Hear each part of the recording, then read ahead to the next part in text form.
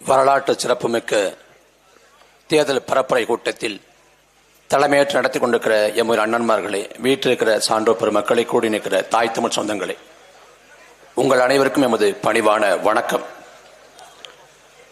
திராவிடர் கழகத்தில் ஈவேராவுக்கும் அண்ணாவுக்கும் இடையே முரண். வெளியேறிய அண்ணா தனி இயக்கம் கண்டார், அது திமுக. அதே திமுகவில் பிற்காலத்தில் கருணாநிதிக்கும் எம்ஜிஆருக்கும் முரண், மோதல். எம்ஜிஆர் வெளியேற்றப்பட்டார், தனி இயக்கம் கண்டார், அது அதிமுக. அதே திமுகவில் பிற்காலத்தில் கருணாநிதிக்கும் வைகோவுக்கும் முரண், வைகோ வெளியேற்றப்பட்டார், அது மதிமுக. இந்த திராவிட கட்சிகள் தனிப்பட்ட முரண்களால், மோதல்களால் பிளந்து பிரிந்து உருவான இயக்கங்கள், திட்டமிட்டு தீர்மானித்து தொடங்கப்பட்ட இயக்கங்கள். ஆனால் நாம் தமிழர் கட்சி அவ்வாறு உருவாக்கப்படவில்லை. வரலாற்றின் நீட்சியாக உருவான இயக்கம்.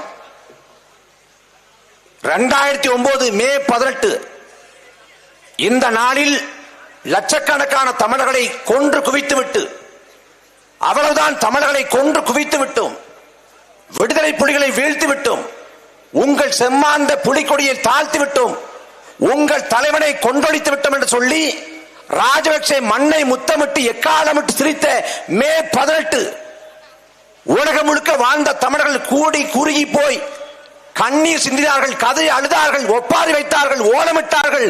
ஐயோ எல்லாம் போச்சே என்று கதறினார்கள். எந்த மே 18 எல்லாம் முடிந்து விட்டது என்று உலகம் எண்ணியதோ அதே மே 18 குறிவைத்து 2010 ஆண்டு அதே புலிக்கொடி ஏந்தி, அதே தலைவன் நெஞ்சில் சுமந்து, அதே தமிழீழ தாயத்துக்காக நாம் தமிழர் கட்சி பிறந்தது. இந்த 14 ஆண்டுகள பயணம் துளி சமரசம் இல்ல, எந்த இடத்திலும் தடம்பரல்ல. அதே வேகம், அதே சீற்றம், அதே கோபம். வரலாறு சரியான வாய்ப்பை வழங்கி இருக்கிறது நமக்கு. இவ்வளவு நாள பூதாகரமா சொன்னான் பெரியார் மண், பெரியார் மண். இப்ப ஈரோடுக்கே வந்தாச்சு, இனிமே எங்க பெரியார் மண் இருக்கு? என்ன ஆயிடுச்சுன்னா, பெரியாருக்கு சாமியார் மேல் சாபம் விட ஆரம்பிச்சிட்டான். பெரியாரே விமர்சிச்சலை நல்லாவே இருக்க மாட்டேன். நீ பெரியார தொட்ட நீ கெட்ட.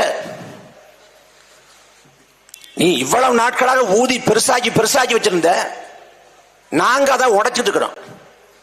வரலாற்றை சொல்லுவோம். பெரியார பேசக்கூடாது என்றால் விமர்சனத்துக்கு அப்பாற்பட்டவரா? வரலாற்றை மீள் வாசிப்பு செய்கிற போது ஒண்ணுமே இல்லை. 2000 ஆண்டுகள் அறிவு சமூகம், தமிழ் சமூகம். 2000 ஆண்டுக்கு முன்பாக உலகத்துக்கு பொதுமறை தந்தவன் வள்ளுவ பெரும்பாட்டன். மானம் குறித்து, வீரம் குறித்து, ஒழுக்கம் குறித்து, விருந்தோம்பல் குறித்து எல்லாவற்றையும் உலகத்துக்கு சொல்லி தந்தவன் வள்ளுவ பெரும்பாட்டன். அவரை விட பெரியார் யாரும் இல்லை. அந்த வள்ளுவன் பிறந்த இனத்துக்கு நான் தான் பகுத்தறிவை கற்றுக் கொடுத்தேன், நான் தான் சுயமரியாதை கற்றுக் கொடுத்தேன், நான் தான் ஆடை போட கற்றுக் கொடுத்தேன் என்றால் இது பச்சை அயோக்கியத்தனம். உண்மையே சொல்லப்போன திமுகவுக்கு பெரியார் மேல, பெரியார் ஈவேரா மேல எந்த பற்றோ பாசமோ இல்லை. இங்க இருக்கக்கூடிய பெரியார் இயக்கங்கள் மட்டும் திமுகவுக்கு எதிரான நிலைப்பாடு எடுத்து போராட தொடங்கினால் இவனே பெரியார் சிலையை உடைச்சிருவேன். 2009 உடைச்சான். இதே பெரியார் திகா கொளத்தூர் மணியும் கு ராமகிருஷ்ணன் ஒன்றாக இருந்த போது, இந்த பெரியார் திகா அதிமுகவுக்கு வாக்கெட்ட போது, பெரியார் திகா மீது கொண்ட கோபத்தின் காரணமாக பெரியார் சிலையை உடைத்தது திமுக. உடைத்தவளை கட்சி விட்டு நிற்கவோ கைது பண்ணவோ கருணாநிதி முயற்சி பண்ணல. என்ன அவ்வளவுதான். இவனுக்கு ஒரு ஆயுதம். இதை காட்டி காட்டி பெரியார் மண், பெரியார் மண். என்ன இருக்குது? பெரியார பேசினா உங்களுக்கு வாக்கு விடாது. 1967 அன்னைக்கு திமுகவுக்கு போடாதீங்கன்னு சொன்னாரு இதே ஈவேரா. அவர் பேச்ச பொருட்டா கூட மதிக்காம தான் திமுகவுக்கு ஓட்டே போட்டேன். வாழும் போதே இதான்ற நிலைமை. நீ பேசக்கூடாதுன்னா என்ன சமூக நீதி உண்டு இருக்குது? வேங்கை வெயில 2 ஆண்டு ஆயிடுச்சு. எந்த மக்கள் பாதிக்கப்பட்டார்களோ பாதிக்கப்பட்ட மக்களை குற்றவாளி கூண்டி ஏற்றுகிறது திமுக அரசு. இன்னைக்கு ஐயா வீரமணி சொல்றாங்க, இது அரசியலா மாத்தாதீங்க. அப்ப எதை அரசியலா மாத்துறது? மனித கழிவை குடிநீர் தொட்டில கலந்திருக்கான். 2 ஆண்டு காலமாக குற்ற உணவிலே தவிக்கிறார்கள். நீங்க மனித கழிவை கடந்ததுக்கு பதிலாக விஷத்தை கலந்துருந்தா குடிச்சு செத்து போயிருப்போமே. நாங்க ஒவ்வொரு வேளையும் சோறு திங்கிறப்ப தண்ணி குடிக்கிறப்ப எங்களுக்கு நிக்குதே, நினைப்பு நிக்குதே. நாங்க என்ன பண்ணுன்னு கேட்கிறாங்க. இந்த கேள்விக்கு என்ன பதில் இருக்கு? பெரியார் வைக்கத்தில் கோயில் போராட்டம் நடத்தினார்னு சொல்றல்ல. நீ ஆளக்கூடிய இதே தமிழ்நாட்டில் விழுப்புரம் பக்கம் திரௌபதி அம்மன் கோயில் இருக்கு, மேல்வாதிங்கிற ஊர்ல. ஒடுக்கப்பட்ட ஆதி தொழில்குடி மக்கள் கோயிலுக்குள்ள போக விரும்புறாங்க. கோயிலுக்கு அழைச்சு போக வேண்டியதானே? ஏன் அழைச்சு போக முடியல? ஏன் அழைச்சு போக முடியல? என்ன உன் சமூக லட்சணம் அவ்வளவுதான். சந்திரகுமார் வேட்பாளர் வேட்புமனு தாக்கல் பண்றாரு, கையில் எலுமிச்சம்பழம் வச்சிருக்காரு. என்ன இங்க வேட்பாளர் என்னவங்க வர போய் சேர்ந்துடுறாங்க. பெரிய தோஷம் இருக்கு. பரிகாரம் மண்ணோட பெரியாராவது மண்ணாவது குருளா எலுமிச்சம்பழத்தை வாங்கிட்டு போயிட்டு. நீங்க யோசிச்சு பாருங்களேன். திருப்பூர் முருகன் கோயிலுங்க ஒருத்தன் உண்டியல்ல காணிக்க போட போறேன். கையில இருக்கக்கூடிய பையில இருக்கக்கூடிய ஐபோன் உண்டியல் விழுந்துருது. ஐபோன் விழுந்த உடனே என்ன பண்ணிருக்கணும்? எடுத்து கொடுப்பா, விலை அதிகமா உள்ள போன்னு சொல்லிருக்கணும்.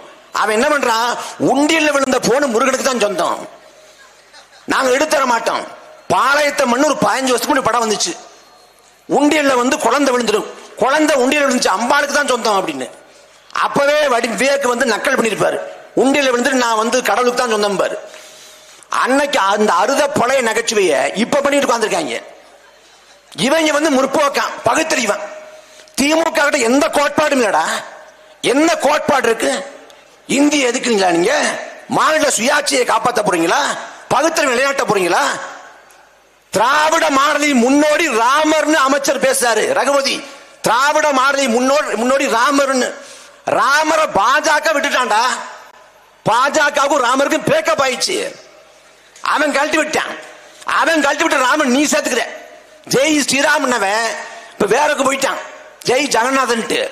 ஆனா இங்க திராவிட மாடல் அமைச்சர் ரகுபதி சொல்றாரு, திராவிட மாடலுக்கு முன்னோடியே ராமர் தான், பெரியாருக்கு முன்னோடி ராமருங்க.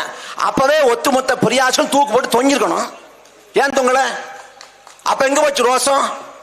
இதே திமுகவை சேர்ந்த அமைச்சர் சொல்றாரு, ஆண்ட பரம்பரை என்ற சாதிய பெருமிதம் பேசுற போது இந்த பெரியார்கள் கிளம்பி போனீங்களா? என்ன திடீர்னு ரோசம் வருது, கோபம் வருது? யார் சோத்துல உங்களுக்கு உப்பு போட்டது? தமிழ்நாட்டில் எத்தனை பிரச்சனைக்கு, வாழ்வாதார பிரச்சனைகள், எத்தனை சிக்கல், கனிமவள கொள்ளைக்கிறதாக போராடியதற்காக ஜவஹர் அலின்னு ஒருத்தர் கொலை செய்யப்படுறாரு. போராடினீங்களா? மக்கள் பிரச்சனை எது ஒன்றுக்கும் போராடாத இந்த பெரியாரிவாதிகளுக்கு பேசுவதற்கு என்ன தார்மீகம் இருக்கு, தகுதி இருக்குது? அதனால இந்த உருட்டு போராட்டம்லாம் இதோட நிறுத்திக்கணும். இந்த வடிவேல் நகைச்சு வர்றது போல வர்ற ஏரியாவுக்கு வர்ற ஈரோட்டுக்கே வந்தாச்சு. இனிமேல் கர்நாடகாவுக்கு வர்றதா? எங்க வரணும்? அதனால நீங்க பேசாம இருந்தா சேதாரம் குறைவா இருக்கும். ரொம்ப பேசுறீங்கன்னா சேதாரம் உனக்கு தான். முள்ளு மேல சேலை விழுந்தாலும், சேலை மேல முள்ளு விழுந்தாலும், கண்ணாடி மேல கல் விழுந்தாலும், கண்ணாடி மேல கல் விழுந்தாலும், கல்லு மேல காரி விழுந்தாலும் சேதாரம் உங்க ஐயாவுக்கு தான், எங்களுக்கு இல்ல. அதனால பார்த்து நடந்துக்குங்க. நீங்க உண்மையிலேயே பெரியார்கள்னா பெரியாரின் கோட்பாடுகள் சொல்லி வாக்கெடுங்க. எந்த பக்கம் பார்த்தாலும் திமுக காரனை காணும். என்ன கடையை சமைச்சிட்டு இருக்கான், கடைசி 2 நாள்ல காசை கொடுத்து கரெக்ட் பண்ணிடுவோம்னு. இந்த மானங்கிட்ட கேடுகட்ட உனக்கு திராணி தெம்பு இருந்தா வாக்கு காசு கொடுக்காம தேர்தலை வச்சிருக்க 40 லட்சம் செலவுங்கிற விதிக்கு உட்பட்டு செலவு பண்ணி எங்களை வீழ்த்தி காட்டுற.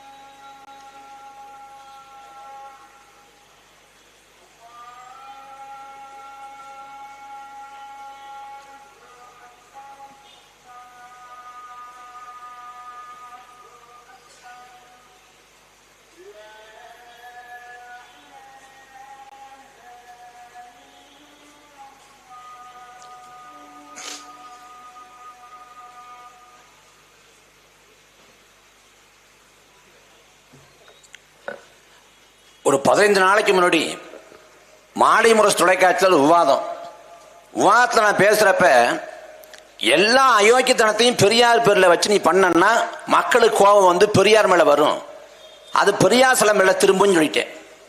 பெரியார் சிலையை உடைக்கணும்னு சொல்லிட்டான், இவன் கையை உடைக்கணும்னு ஒருத்தன். இல்ல பெரியார் சிலையை உடைக்க சொல்லி மக்களை தூண்டிட்டான், இவன் மேல வழக்கு போடணும்னு ஒருத்தன். வரலாறு என்னன்னா, சோவியத் ரஷ்யா புரட்சியால பூத்த பூமி. அந்த சோவியத் ரஷ்யாவோட கம்யூனிஸ்டத்தின் பேர்ல ஊழல் மலிந்து அநியாயங்கள் அக்கிரமங்கள் நடக்கிறது. கடைசியில அந்த மக்களின் கோபம் கம்யூனிஸ்ட் கோட்பாட்டின் மீதும் அந்த லெனின் மீதும் திரும்புகிறது. வரலாறு சோவியத் ரஷ்யா உடைகிற போது லெனின் சிலையும் உடைச்சுட்டான். அதே பக்கத்துல அருகாமையில வங்கதேசம் அங்க ஷேக் ஹசீனா ஆடுறாங்க. ஷேக் ஹசீனா கொடுமையான ஆட்சி கொடுத்ததன் விளைவாக ஷேக் ஹசீனாவோட தந்தை முஜிபுர் ரஹ்மான் மீது கோபம் வந்து வங்கதேசத்தின் சில தந்தையாக இருக்கக்கூடிய முஜிபுர் ரஹ்மான் சிலையை உடைச்சிட்டான்.